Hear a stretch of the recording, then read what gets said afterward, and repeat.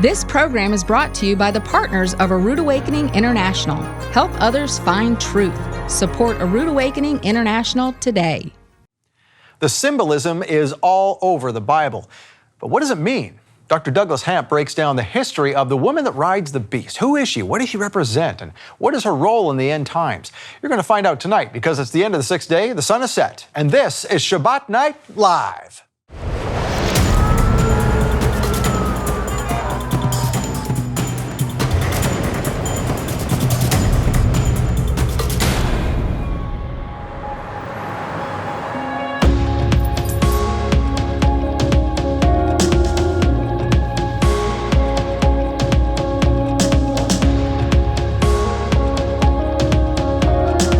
As they take this message out into the world.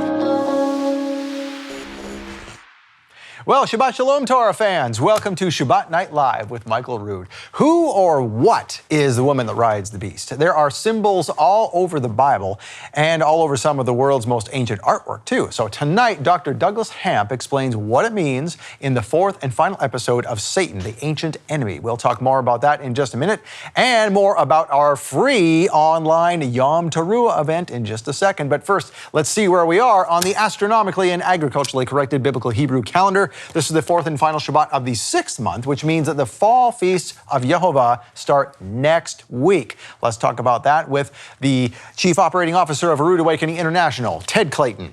Thank you, Scott. I'm so glad to be here. And boy, do we have a great Yom Teruah event coming. Yes, we're just setting up in here for the kickoff, which is of the fall feast season, which of course is Yom Teruah. Now, next Thursday, I believe, is going to be the first day of Yom Teruah. Exactly. And we're holding the event on Friday, Saturday. That's right. And it's a completely free event, ladies and gentlemen.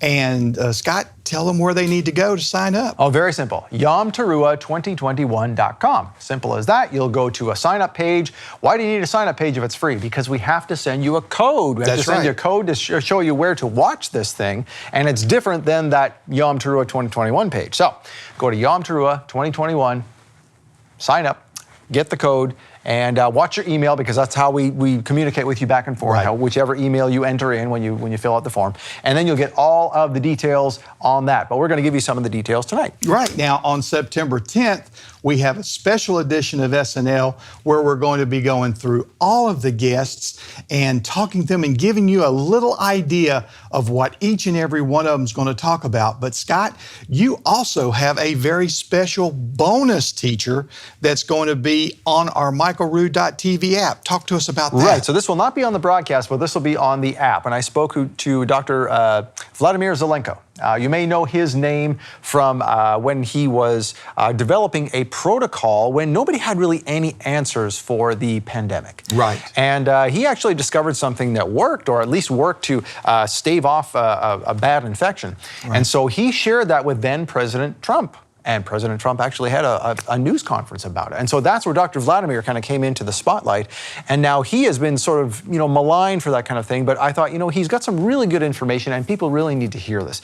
So it's going to be as a bonus only on the MichaelRood.tv app. That's right. So if you're interested in that, go and see it. And the rest will be tomorrow. That's right. And starting at 10 a.m., on that Saturday. Or not tomorrow, next week. Next week, that's right. Yeah. You can sign up now, but go watch next week. That's right. 10 o'clock on that Saturday of the Yom Teruah special event, we'll have Joel Richardson. Mm-hmm. And at 11 a.m., Pastor Carl Gallups has a new book, and he's going to be talking about that and so much other stuff as well. And his book is called The Summoning. Mm-hmm. So we'll be looking forward to that. Then we'll take a lunch break. And then back at 1 o'clock, we'll have our favorites, Nehemiah Gordon and Keith Johnson. They are going to be talking about trumpets. Yes. And what the real meaning of all these trumpets, what's the different types of trumpets, and they'll even have little model figures to show what animals these horns came from. So that's great. Now, at 2 o'clock, what do we have, Scott? We have Yehuda and Hadass Glick. Yeah. Yehuda Glick, you might think, I've heard that name in Israeli news, and that's right, because he was running for president. Yeah. And also, he actually still is a Temple Mount activist. Yes. And so he's very adamant about getting the Jewish people access to the Temple Mount again. And so he is going to talk to us about that and a wonderful project that he and his wife Hadass are working on to not only support widows, and orphans, but to bring them together. Yes. Which is a great idea. Absolutely outstanding. At 3 o'clock on Yom Teruah Day, we'll have Nehemiah Gordon and Frankie Snyder. And this is going to be a great interview talking about the floor of the temple. Talk to us about that. So Scott. Frankie Snyder was going through she was on the Temple Mount Sifting Project, and she discovered that there were floor tiles there from all over the world, from places. Now at the time, we're talking about Second Temple, and even First Temple. Yes. She's discovered things that people didn't think were there, and that she's proving that it is there. And so she's going to share that whole story through Nehemiah on tomorrow, or not tomorrow. I keep saying tomorrow. It's next week. I wanted to come tomorrow. No, it's next week. It's on the 11th, September 11th, no doubt. And we're going to be talking about a lot of prophetic things as well. Yes. And it's very interesting that this falls on the 20th anniversary of 9/11. And after that, we're going to that's exactly right. We're going to have a roundtable discussion with Nehemiah, Keith, you and myself, and we're going to be talking about things in the prophetic and how they align with Yom Teruah.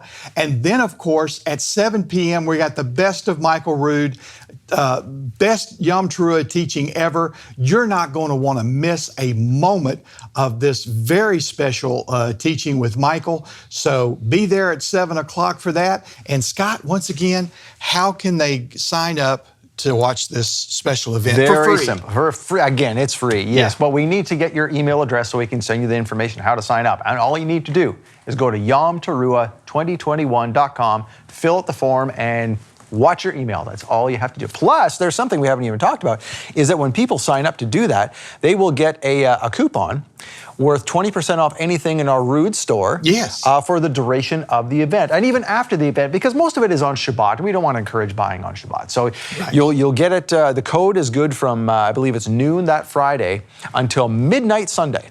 So you have all that time to get anything you want from the store, 20% off, and there's a special code. So watch your email for that code. Beautiful. Now, Scott, what is this we have up here? Okay, this is the new love gift, brand new. This is the first opportunity we've had to talk about it. This is a teaching called Little by Little by Alan Aguirre. I just wanted to read a little bit to you. It says, if you're waiting for the right moment to change your life, you're going to wait till it's too late. Oh. In Little by Little, Alan Aguirre reveals how the perfect plan of the Almighty is achieved through obedience in every moment of every day, and how small acts of rebellion can slowly and deceptively erase your faith.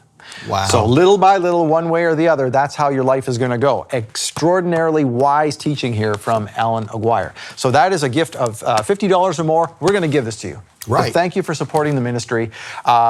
And so we're just going to give that to you just as a thank you gift. If you want to give $100 or more during the love gift, during September only, you'll get this teaching and this pair of Shabbat Shalom coffee mugs. That's These right. are great. I love these. These are absolutely beautiful. They're very well made, They all are. ceramic. Yep. And ladies and gentlemen, it's just to be able to start a great conversation with your family, friends. Once again, what in the world is that Shabbat Shalom and what does that mean? So you can start an entire conversation about your faith right there and have a great cup of coffee at the same time. Indeed. We have a couple of more gifts as well for a level of $300, but we'll let the commercial tell you all about that because we're out of time, Ted. Okay. Well, thank you, Scott. Thank you. All right. So Dr. Douglas Hamp breaks down the history of the woman that rides the beast. Who is she? What does she represent? And what is her role in the end times? It is the final episode of Satan, the Ancient Enemy. Next.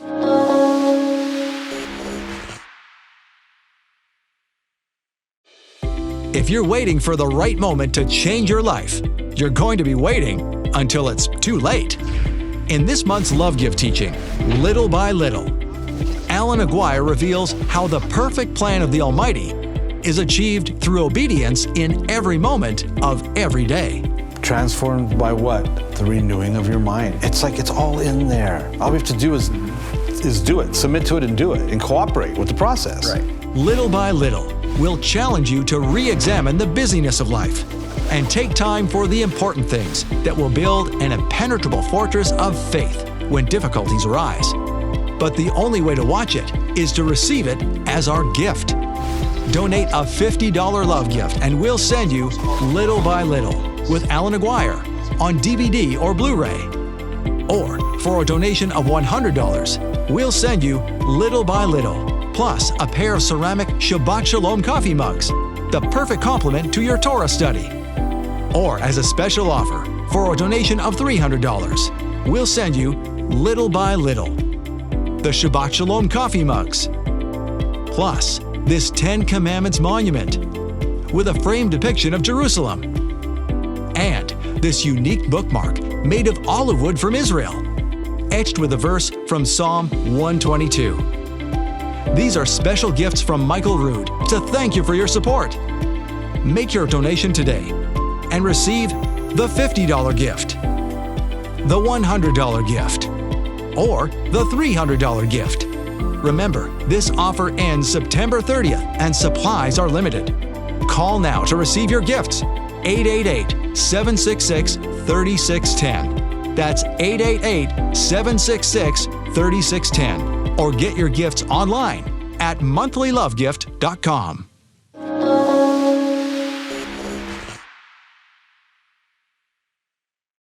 When Yeshua fed the 5,000 with leavened barley loaves in the Galilee, the Pharisees came down on him because they accused him that he and his disciples did not wash their hands before they ate bread.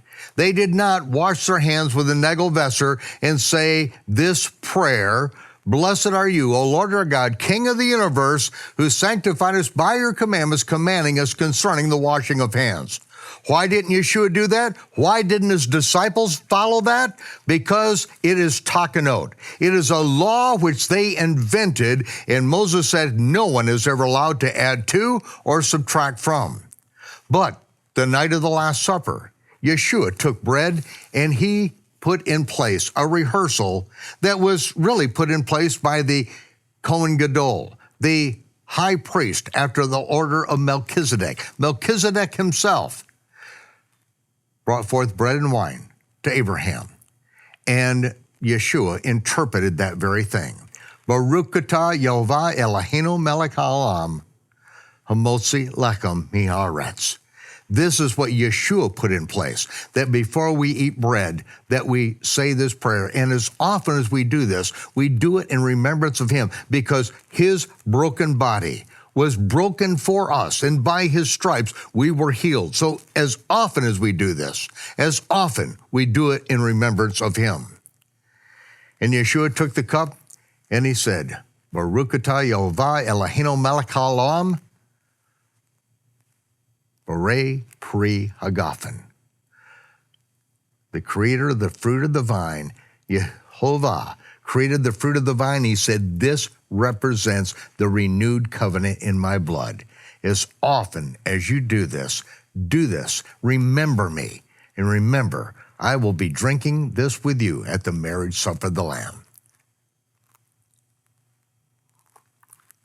Shabbat Shalom.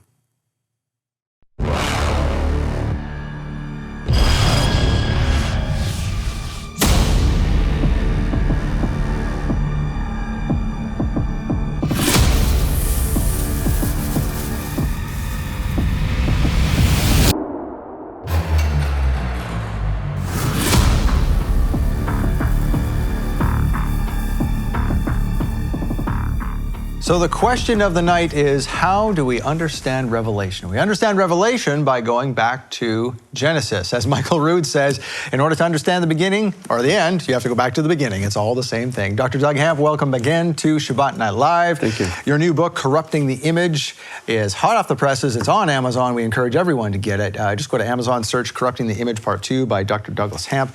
And tonight, we want to talk about some things that are in ancient history, but yet they're in modern headlines. Some names that we're going to go through in a second that are very familiar to us. I'm going to ring a bell. It's, the more things change, the more they stay the same. Indeed. Ever since Nimrod's time. And we're going to talk about Nimrod. We're going to talk about the woman who rides the beast, some things in Revelation. But this all stems back to Nimrod's kingdom and how it all got started. So, Right. And kind of a preface to that is really in Revelation chapter 17, John saw a woman sitting on a scarlet beast, which was full of names of blasphemy, having 7 heads and 10 horns. And then, he's also told, and on her forehead a name was written, Mystery Babylon the Great, the mother of harlots and of the abominations of the earth, right? So there's been various theories as to who this person is, right? But I think, people have, said maybe it's the Vatican or it's New York City or it's Las Vegas or something like that. And I would suggest that those may be all part of the system, but they're not actually Babylon. Babylon is Babylon. I mean, it's really simple. So if we go back to Genesis chapter 10, it says, Cush begot Nimrod. He began to be a mighty one on the earth. He was a mighty hunter before the Lord. And the beginning of his kingdom was Babel. All right, so there you go. And Erech, now Erech, the modern interpretation or variation on that name is Iraq, right? The Iraq, the country. The Iraq, yes. Maybe not the same exact borders, but that makes sense. That city of Erech. Isn't that where Babylon is, the ruins are to this day, right? Right. In Iraq. Right. So, there's a little difference between modern day Iraq and the ancient city of Erech, but it's the same general area that we're talking about, Mesopotamia, Sumer, Shinar. And it says, and Akkad, so we've been talking about Akkadian, right? So Akkad, right, comes from there. And Calneh in the land of Shinar. All right, the land of Shinar is Shnei Nerot, which is the two rivers, which in Greek is Mesopotamia, right? So there you have it. Okay. So this takes us all back to that place. And, then we have, of course, other places as well that he talks about, but it all starts there. And that's as far back as you can go, right? I mean, there's no civilization that we know of, written civilization, older than Sumer. Sumer that's it. That's kind of the bedrock. And that's where we find Enlil. And that's where we also find Inanna. All right, so Inanna, people know her maybe by Ishtar, Ashtoreth, right? She's the woman that rides the beast. And in the book, I show, this is on page 184, there's literally a woman riding the beast. We've talked about her a little bit, but that woman who's on the back of this Anzu bird, who is both Nimrod and Enlil, that woman is Inanna, right? And so she's a naked young woman, right? She's a perpetual virgin, not because she's like good, but she's always available. She's always fresh, ready to go, and she represents lust, right? When you go fishing, you don't just throw a hook in the water and expect a fish to bite it. You've got to put some kind of a lure or worm or something that's going to entice the fish to bite the hook. And it's no different. Satan's fishing for people. And he has to give us a lure, something that says, oh, I want to bite that. And of course, then you get hooked, right? But it's the trap. And the woman on the beast represents the trap. That could be sexual nature, could be money, could be power, could be fame. It really could be any one of those, desires of the flesh or lusts of the flesh, lust of the eyes and the pride of life. Any one of those things she could represent that. But that we see an actual woman riding a beast, this is from about 2200 BC. This is it, right? This is bedrock, right? Yeah. We can't go back any further than this. This is not new in Revelation with John. This has been here. Yeah, and Inanna means the queen of heaven, right? It's the lady of heaven. So all of the epithets that we find of her in the Bible, remember in the book of Jeremiah, they're making cakes for the queen of heaven. That's her, right?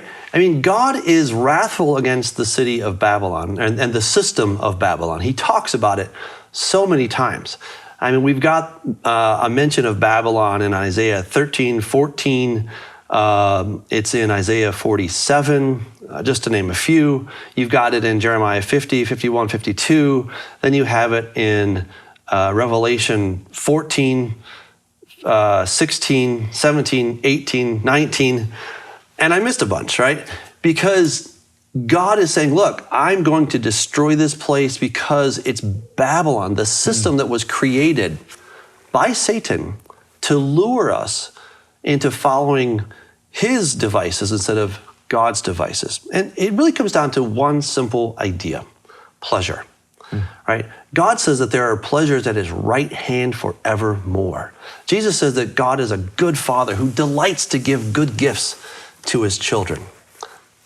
What could be better than that, right? But it comes to the cost. I have to deny myself. I have to die to the flesh and, take up my cross daily, and who wants to do that? So right? it's instant. So Satan lures us with instant gratification. Yes. Why wait for that? You can have it now. Right. Forgetting the fact that this body's temporary. Right. Yeah. The good things forevermore don't come with him. That's right. They come with delayed gratification. And what do we call that? When people do drugs and then they have to get another high, that's called chasing the dragon, right? It's no accident, because that's what you're chasing. Look, let's be perfectly frank. The pleasures that he offers are real, and they're pleasurable. They feel good, but they're ephemeral. They're like a vapor, and they're gone. And then you got to go get the next high and the next high. But God says that the pleasures at his right hand are forevermore, right? They're not passing away. They're not disappearing after a few brief moments, but they endure. That's the distinction. So Satan has to give us some reason to sign on to his kingdom of death, right? Hey, I got death for sale. Who wants to buy some? Who's going to sign up for that, right? But if you make it look really pretty and it smells pretty good and it's alluring, well, I'll sign up for that, right? Because suddenly that seems like a good deal. But in the end, what are you left with? Death, with nothing to show for it. We've talked about Cancun a couple of times, and the Chichen Itza, and what the Day of the Dead that is celebrated in Latino culture is the skull, but there's flowers on it. It always looks very beautiful, as if this isn't something to be feared, it's something to be embraced and loved and looked forward to and embraced. Yeah. It's that same lure. That's the hook, line, and sinker, speaking of a hook, is right there. Right. So it's amazing that even the city of Babylon itself was known as the pleasure palace of the gods, right? So the whole city was called this. I mean, it's the abode of the gods was this pleasurable place. And we talked about the whole idea of a ziggurat as a pyramid, and I believe that the New Jerusalem, I'm not sure where you stand on this, but my understanding of the New Jerusalem, it's not a big cube, as some people suggest, but I would suggest it's more like a pyramid or a ziggurat, right? Because throughout Scripture, we're taught about God's holy mountain, right? A mountain looks like a ziggurat. In fact, a ziggurat is an artificial mountain, right? That's the whole point. So Satan has been trying to recreate God's abode, but here on earth in his own version, his own format, so that he will be worshiped on top. But he doesn't have pleasures at his right hand to offer people. So he comes up with all these other ways to do that. And that's where the woman comes in. And the woman that rides the beast, we see her again and again, in these various formats where she is on the back of a lion or some kind of a beast. Usually it's a lion. She's naked. We see this in the Egyptian society. We see this in Akkadian. In Akkadian, she becomes known as Ishtar. She's also the goddess that went down into the underworld. And when she was gone, the earth turned brown and not fertile. But then when she comes back up out of the underworld, then that's when we have all the fertility cults. So all this idea, the whole thing about the Easter bunny that has nothing to do with Jesus. Even the word Easter comes from Ishtar. Ishtar, yeah, that's right? Pretty obvious, that one. It's from, that comes from, I think it's Old English or maybe Germanic. It's Ostre. But if you just trace it back, you're like, okay, so it's the fertility goddess of the dawn, and it happens in the spring. I mean, that's Ishtar, right? There's no doubt about it. So the thing is, this system was then exported. It started in Shinar, and then it was exported to the world. There's not any place that I know of in the world that does not have these different things. It's kind of like Hollywood. Like, what is Hollywood? Well, it's a city. It's a city in California. But it's far more than a city in California. Right? It's a whole system that has been exported, and people everywhere in the world have been exposed to Hollywood. And that's the same idea, is that everybody everywhere has been exposed to the system of Babylon, because it's this lure, this lust that Satan exports en masse to the world. And God wants to stamp that out once and for all. Wow. There's a counterfeit woman in the basket. We hear of this woman in the basket in the Bible. What is this, and what is the counterfeit woman in the basket? So the counterfeit woman in the basket is from Zechariah, where the angel tells Zechariah that this is wickedness, and they're going to take her. So these two women that look like storks come and pick her up in this lead basket, and the angel shoves down the top, right, so that she can't get out. And she's called wickedness, which in Greek is anomia, which is lawlessness. And it says that they're going to take her back to the land of Shinar and set her on her base. They're going to build a house for her. So the word house is another term for temple. And they're going to put her on her base. So the woman in the basket represents, it's just basically the same idea as the woman that rides the beast. And I happen to think that we'll have a reconstruction of the city of Babylon, but we'll have to wait and see on that one, right? But, it's this lawlessness that has been so pervasive that started there in the land of Shinar, right? So it's not the Vatican, it's not New York City, but those are all part of the problem, but they're not the problem by itself. It's just that this Babylonian system is everywhere, and God's going to stamp it out. You speak of something called Inanna, goddess of the whores. Is that the same person you speak of here? It's the same one, yes. Okay. Yep. So she was known, so when the Bible says that she's the mother of harlots, she was known as the goddess of the harlots, the goddess of the whores. So again, John is not inventing new things in his vision, but God is giving him a revelation about what had already come. I don't know how much John knew about ancient Sumer. I would guess it was 0. Because see, Sumer was just as far away for him as John is for us. Right, it's a couple thousand years. Yeah. Right, so it had already been gone, right? He didn't know anything about ancient Sumer, but certainly the influence of it was everywhere. Wow. What's amazing is that even though Sumer and the various civilizations were conquered by other civilizations, it was really the gods of Sumer that won. Because even though politically they might have been defeated, but as far as their theology and as far as their god system, that was exported to everywhere. And by the time the Romans come along in John's day, what gods are they worshiping? Well, the gods of Sumer, right? There's no Roman gods. We know that the Romans got them from the Greeks, right?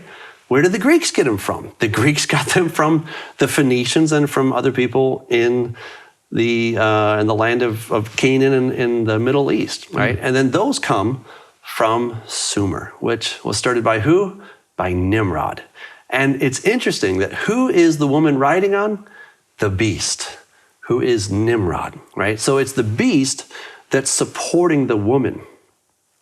The woman really doesn't do anything. Again, she's just the magnet, she's the lure, but the one in control is the beast. And what's amazing is what's driving him is Satan. So I have another little easier one to see here on page 186. All right, so you can see the woman who's on the back of the beast.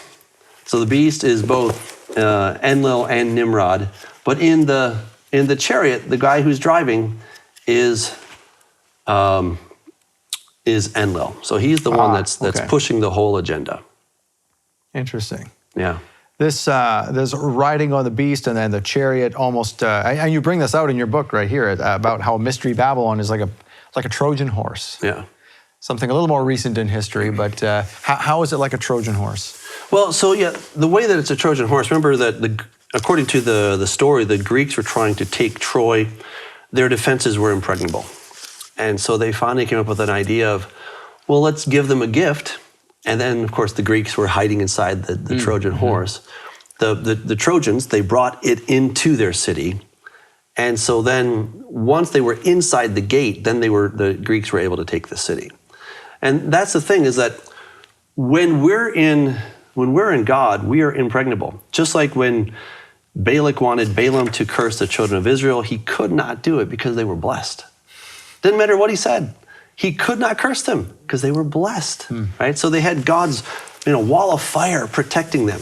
But if once the Israelites just sort of opened the gates, hey, come on in, then Satan was able to get a foothold in their hearts and in their minds and in their kingdom, and it was pretty bad from then on. And so that's the same thing, is that when we are in Yeshua, we've been forgiven of our sins. His blood has cleansed us from all unrighteousness. We're his, we're ambassadors. We are deputized to do amazing things. We're powerful. And Satan can't touch us. That's the amazing thing. He cannot touch us. And so what he has to do is, he can't curse me, but I can curse myself. He says, yeah, I can't curse you, but hey, check out this thing. Isn't it wonderful? Don't you want this? Right? And I'm like, ooh, yeah, that shiny thing looks really nice. I think I'll take it. And I bring it into my life. I'm now opening the gates. It's kind of like letting a vampire into your house, right? So a Trojan horse into your city. Right. According to the myth, right? According to the myth, a vampire cannot enter into your home unless it's invited. And I think that's the same basic idea, that Satan can't just come into my house, my person, unless I invite him in. But once I invite him, then he's got a foothold. Now he's in. That's the Trojan horse. And it's because, again, whatever it may be, whatever my vices, that button of lust that gets me, whether it's sexual or power or whatever, that thing that I'm like, ooh, I've got to have that. That's when I open the doors and I get bombarded with stuff. We've got just a couple of minutes left in this segment, but I wanted you to talk about Easter and William Tyndale. There's a connection here. What is that connection? Well, so, sometimes I hear, about every time Easter comes around, I start hearing, in various chat groups and stuff, oh, this is the worst thing ever, And I just think we should be careful, because if we were speaking Spanish, we would not even be having this conversation, because the word Easter does not exist in Spanish. It's La Pascua, okay? So there's just been a fundamental misunderstanding about this term. So in the English-speaking world, when we come to the term Easter, it's because William Tyndale, who was the first one to translate the New Testament from the Greek into the English, right? So previous generations were using the Latin Vulgate to translate that into English, but he went back to the Greek, and so we're very much indebted to him. And when he came to the word, to the term Passover, which he coined, by the way, okay, in the New Testament, he called it Easter. So when Jesus said, I have greatly desired to eat this Easter with you, right, he wasn't talking about Easter Sunday, right, or whatever you want to call it, that Resurrection Sunday. He was talking about Passover. Now, why would William Tyndale do this? Because he had no clue about what Passover was. He really had no idea. Why? Because the Jews had been hated for centuries upon centuries, and nobody in the church in William Tyndale's time knew anything about God's feasts. So it was in ignorance that he translated the word as Easter versus, Passover or something like that. So it was just an innocent mistake. Well, I think so. I mean, the guy was burned at the stake as a heretic because he translated the New Testament into English. And we owe him a huge debt of gratitude for doing that. I mean, we're the beneficiaries of his sacrifice and of his work. And so I don't think he had any kind of evil intentions, that he was trying to subvert Christianity or something like that. He was ignorant. He just didn't know. I still don't ascribe to the word Easter. I think it's a very unfortunate translation, but it wasn't for evil motives. It was just ignorance. Gotcha. Well, we are unraveling that today, so all the better. Okay, so we're going to come back and talk about Yeshua, the superhero, up next. Okay, thank you for watching Shabbat Night Live thus far. We have much more to come with Dr. Douglas Hamp, and it's to you that we give the thanks. Thank you for bringing him here. That's the only way we can support Shabbat Night Live is through your donations. We're going to ask that you would consider such in just a couple of minutes here. We'll be right back.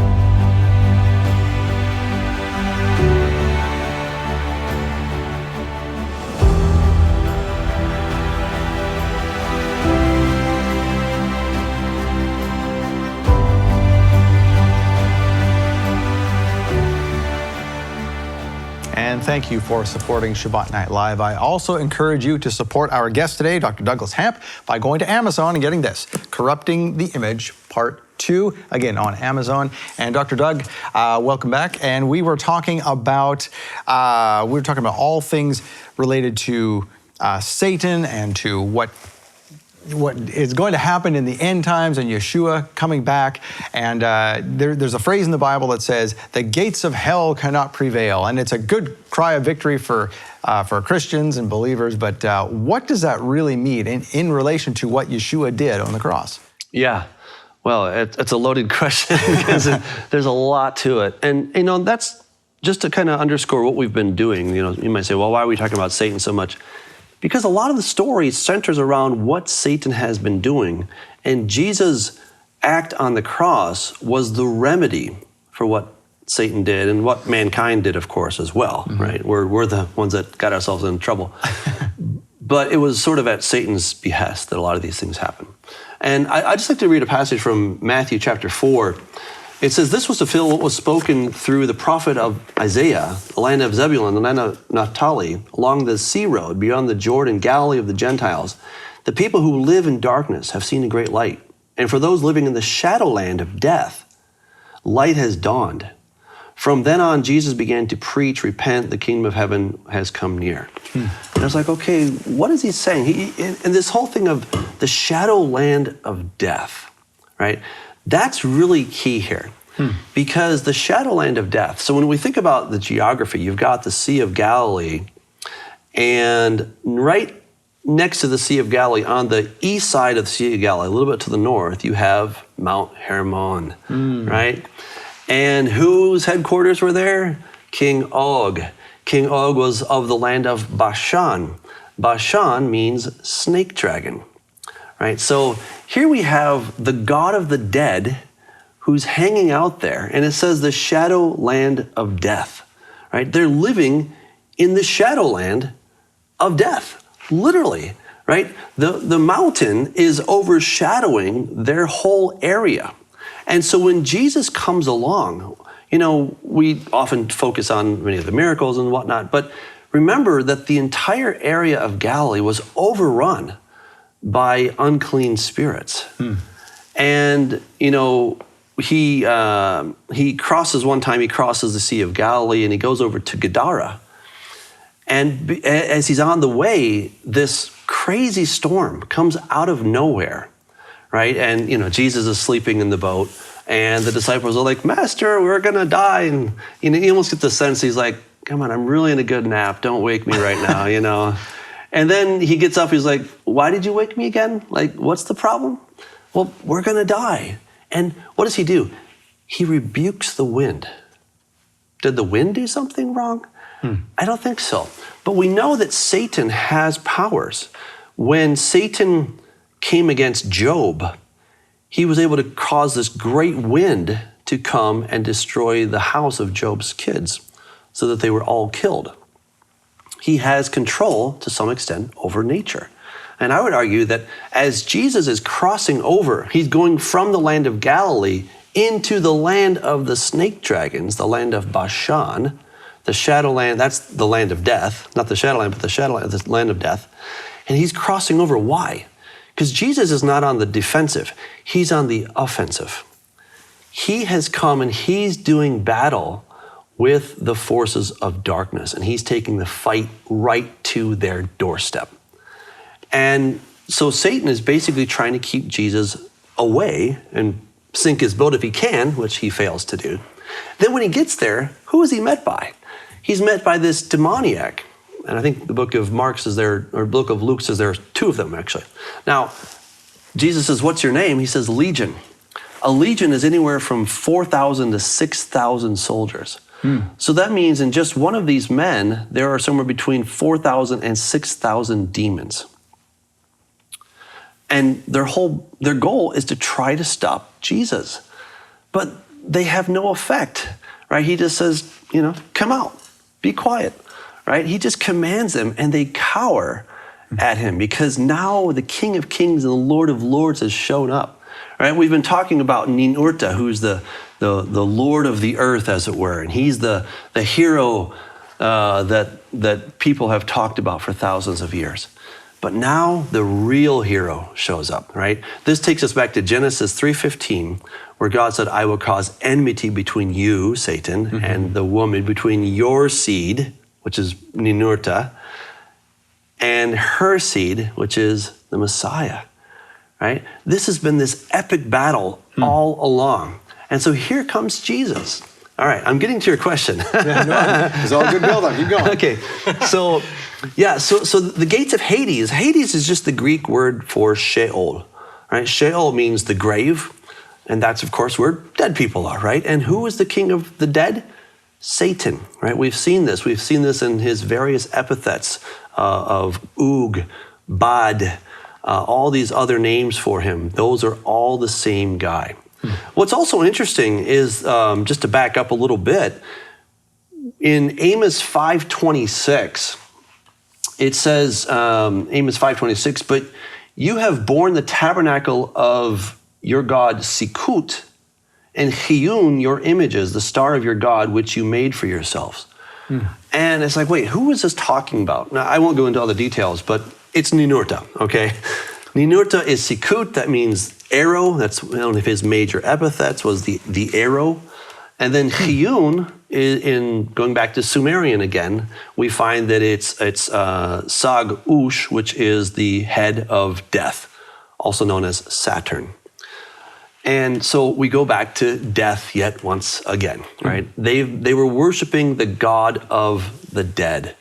They were worshiping Satan. And of course, he's speaking to the northern kingdom of Israel, the 10 tribes. And they're taken away, right? And so where is Jesus hanging out? In Galilee. That's in the area of the 10 tribes of the northern kingdom. And he's hanging out right next door to Hermon, right? So all of that is the basis. That we're just getting started, right? This is the beginning of Jesus' ministry. Now, that happened right after Satan took him out in the wilderness and did a little test, right? So remember, Satan has had this prophecy of doom over his head for a very long time, right? That somebody's going to come and step on his head. If you were Satan, you'd be kind of looking over your shoulder once in a while. Wait, is he the Messiah? Is he going to step on my head, you know? And you're going to do everything you can to spoil this person's efforts. So here comes Jesus. You know, he's got this miraculous birth and all this different stuff. And then he is baptized. And a voice from heaven says, this is my beloved son in whom I'm well pleased. Right? The Holy Spirit comes down. The cat's out of the bag. I'm sure Satan's scouts were out and like, hey, it's him. At least that's what we heard, right? So he's like, oh, so you're the Son of Man, are you? You're the Messiah. You know, Jesus doesn't say anything. He's come to him after he's been fasting for 40 days. Okay, so if you're the Son of Man, Son of God, why don't you prove it? You know, why don't you're hungry, turn this rock, this stone into bread. Man shall not live by bread alone, right? Jesus easily deflects that. He says, okay, I got another test for you. And he takes him up to the pinnacle of the temple. And then he quotes a messianic psalm. And he says, you know, you throw yourself down and you will not dash your foot against a stone, right? His angels will catch you up, right? And what's interesting is that in the next passage, it says that he is going to tread his foot upon the word peten, which is a word for like a snake or cobra, which is linguistically equivalent to the word Bashan, right? Which is the snake dragon. So Satan doesn't quote that, right? So it's almost like he's trying to pull a fast one on Jesus. He's trying to see how smart is this guy, right? And can I kill him? Right? If he is invincible and he's not killable, then I'll have to change my tactics. But, you know, Jesus doesn't fall for it. He doesn't try to have this outward display of how awesome he is. But Jesus is on the game, right? He understands what's going on here. And then one final test is where Satan takes him onto a very high mountain. Now, it's my belief that he took him to Mount Hermon. The highest mountain in the Israel area is Mount Hermon. It's 9,200 feet above sea level. That's a high mountain. So he takes him up there and he says, look, all these kingdoms have been delivered to me, right? They're mine. And I can give them to whoever I want. Just bow down and I'll give them to you. Jesus, of course, doesn't fall for it, right? And so then he goes his way and this battle ensues. All right, so then we fast forward to where Jesus takes his disciples to Caesarea Philippi. And if you've been to Caesarea Philippi, it's this really weird place. There's this thing called Banias down there, which is the cave of Pan, all right? And in the ancient world, they believed it was a portal into the underworld, right? Oh, so that it was literally the gates of Hades, right? That's what they were calling it, at least in Greek, that's what they called it, the gates of Hades. And it happens to be at the base of Mount Hermon, okay? So see how it's all coming together, right? Right. So the cave of Banias, the cave of Pan, the gates of Hades, is at the base of Mount Hermon. And that is where Jesus tells his disciples that the gates of Hades will not prevail against his kingdom. Now, there was a belief in the first century that the gates of Hades were not just defensive things to keep bad people out, or the good team out, but it was that they were going to open up. They were expecting the gates of Hades to open up and to let out this horde of demonic host to come flooding out of there. That's what they believed in the first century. And I tend to think that was the plan, that Satan, as we've been seeing throughout the book, that he's been trying to create a portal, to create some kind of a nexus so that he can come into this world. He tried it with the Nephilim, ultimately failed, thanks to God. He tried it with the Tower of Babel, ultimately failed because of the confusion of the languages. He tried it with King Og of Bashan and the Nephilim that were in the land in the time when the children of Israel came into the promised land, right? So he's been trying it again and again and again. And so here comes Jesus. And I think the plan was, we're going to open up the gates and let out the host. In the book, we won't go into this, but there's a picture that I talk about of this god Nergal, who is again Satan, and Nergal, the god of the dead, this very strange looking being, but we see him on a stone from about 1200 BC. And it's exactly what's described in Revelation chapter 9, right? And we know that in Revelation chapter 9, a star falls from heaven, he has the gate of Hades, and he opens it up. And then this host of demonic, and this horde just comes out from that place. I think that's what Satan was trying to do in the first century, and Jesus said, nope, it's not going to happen. All right, then 6 days after he makes that declaration, what does he do? Something very strange. He takes Peter, James, and John up, they hike 9,000 feet up. That's a pretty good trek because they're starting at sea level or below sea level. And they come to the top of Mount Hermon.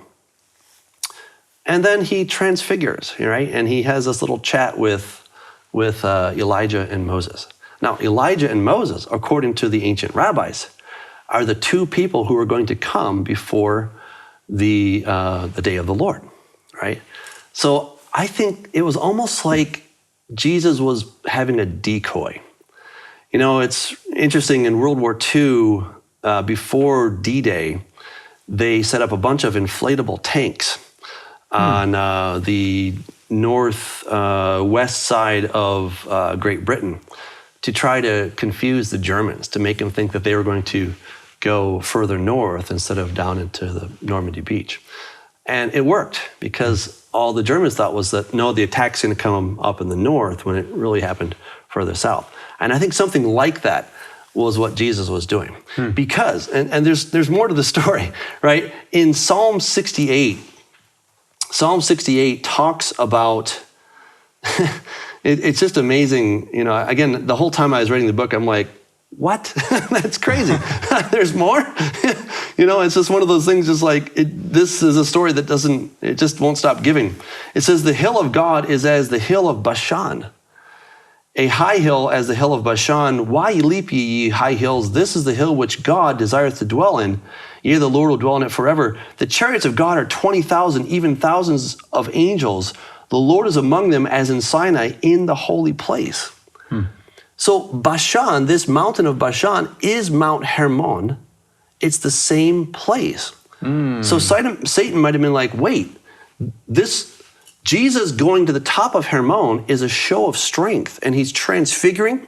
The two guys that kicked his butt back in the Hebrew Bible were Elijah, where he had this encounter with the 400 prophets of Baal, which were just a variation on the prophets of Melkart, who is Satan, and with Moses and his team that routed Og, king of Bashan, right? So he's already had an encounter with these two guys. And so now you have Jesus, you have the prophet, and you have Elijah, all who are predicted to come in the day of the Lord, or slightly before there, right? So he's like, oh no, was that today? I didn't know that was gonna happen today. So I think he's freaking out. And so then he makes a point to take matters into his own hands. He then goes and possesses Judas because he needs to make sure, like if you want a job done right, you gotta do it yourself. So he takes control of this whole scenario. Fast forward, Jesus is on the cross, okay? He gets him where he wants him. And I think he thought they were gonna have the last laugh. But remember, we've been talking about Bashan. We've talked about how that means snake dragon, right? So in Psalm 22, I think we're all familiar with Psalm 22. You know, it's this incredible, prediction of what would happen to the Lord. You know, I'm poured out like water. All my bones are out of joint. It's very much on the nose of what happened. But then there's this weird thing that says, many bulls have encompassed me. Strong bulls of Bashan have beset me round, okay? Like, what's going on? Like, why suddenly we're going to the bulls of Bashan? Well, in the Hebrew, we see that it actually means the mighty ones, some kind of angelic being or demonic being of Bashan. Bashan meaning snake dragon. That's where Satan and his hordes, the snake dragons, Bashan takes us back to Satan, the serpent, Enlil. All of these themes we are seeing throughout the ancient world. And so here's Jesus on the cross, and these bulls of Bashan are not cows, but they are the mighty ones of this area of the snake dragon, right? So this host that Jesus has been fighting and he's been having victory against, now put him on the cross. And they're thinking, you're gonna step on our head? Don't think so. You're not gonna do that when you're dead. And Satan's thinking, well, this wasn't hard, right? That was easy. Here, this is the guy that's gonna crush my head. No, I just took care of him. And he's gonna be part of my kingdom forever, the kingdom of death. Imagine the shock when Jesus goes down and he says that he spoke to the spirits that were formerly disobedient in the days of Noah. 1 Peter chapter 3, he spoke to them. He says that he proclaimed to them. And I mean, what could he possibly proclaim other than, I now have the keys of death and Hades, right? I'm out of here. You might have put me here, but I'm not staying. And then he resurrects.